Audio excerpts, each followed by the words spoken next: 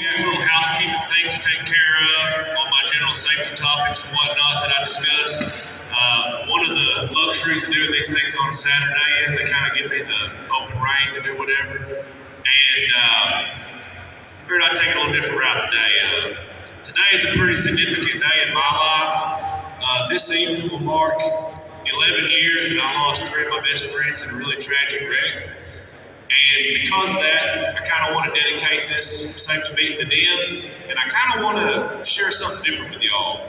Typically, I'm always talking about don't do this, don't do that, all the different safety things. Well, we talk all the time about how to stop accidents, but we really don't always talk about the impact of incidents.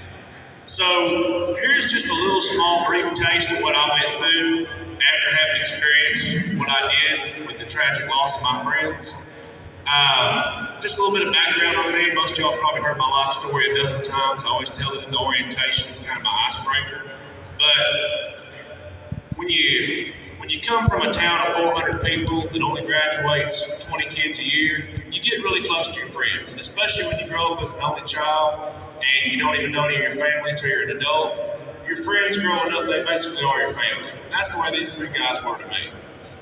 And after I lost them, February the 4th, 2012, it was a wreck. They were going, to be honest, they were going way too damn fast down the road.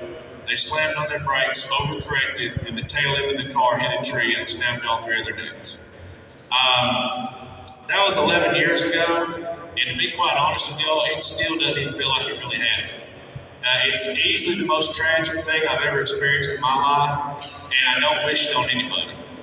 I mean, without trying to get too choked up or too sentimental with y'all today, it's been 11 years ago, and there's still nights they come and visit me in my dreams to this point right now.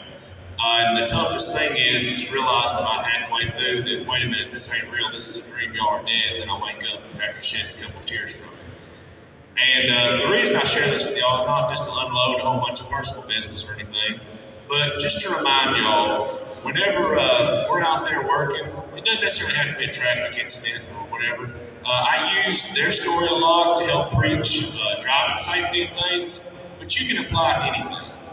Anytime there's some sort of danger or some sort of hazard or something, I know like I said, sometimes in safety we keep barking orders, we keep talking about how to prevent accidents, but think about who all you have in your life that would be affected if something happens to you.